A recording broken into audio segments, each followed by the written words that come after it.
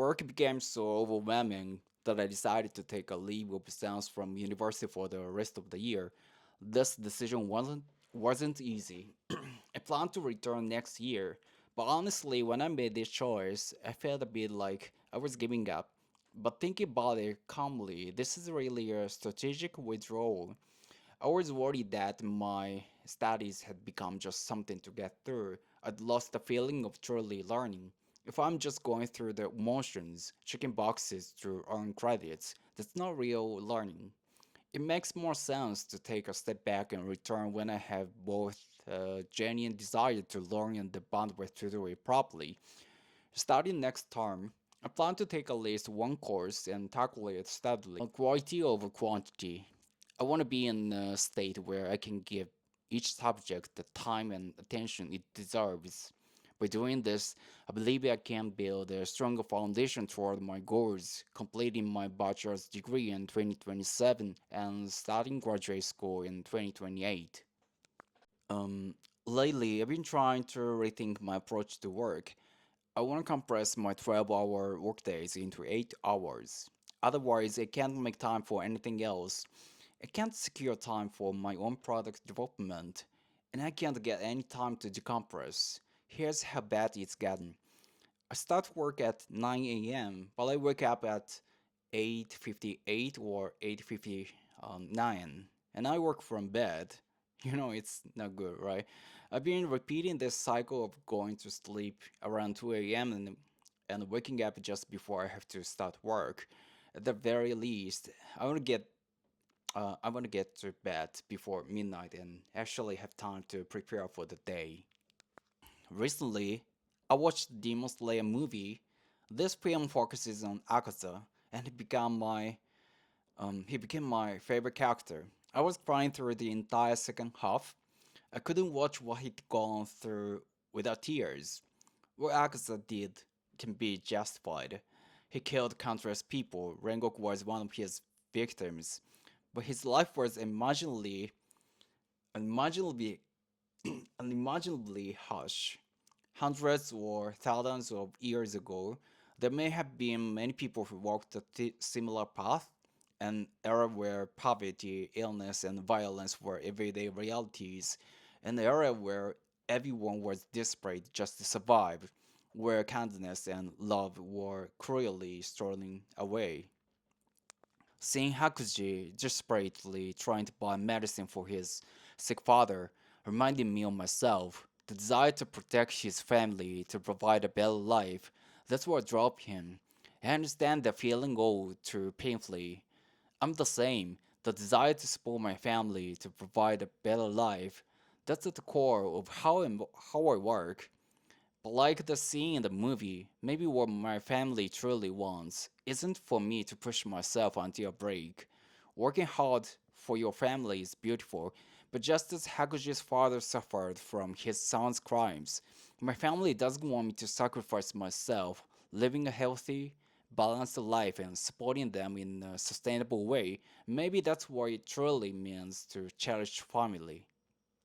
Hakuji's well-being, vowing to protect his family and to love and protect one woman, was truly beautiful. He wasn't dependent on Koyuki, he had an independent form of love. It wasn't that he couldn't live without Koyuki, but rather that he chose to live with her. That difference is significant.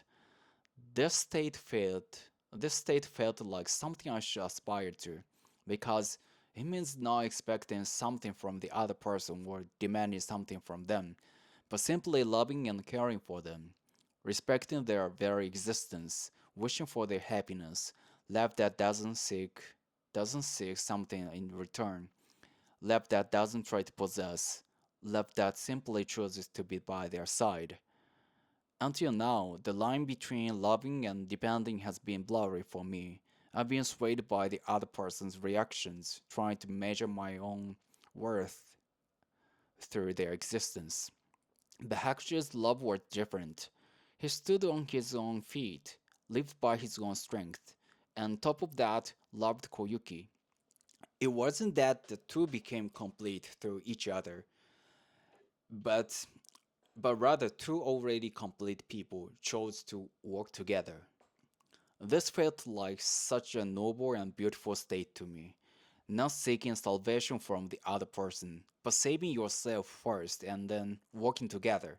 Not feel anxiety or loneliness, but to share joy. Hakuji's form of love asks me, do you have independent love? Right now, I still can't answer the question with confidence, but at least I can see the direction I need to go. Mental independence, healthy boundaries, and based on those foundations, real love. I was reminded that people can be happy without status, wealth, or fame.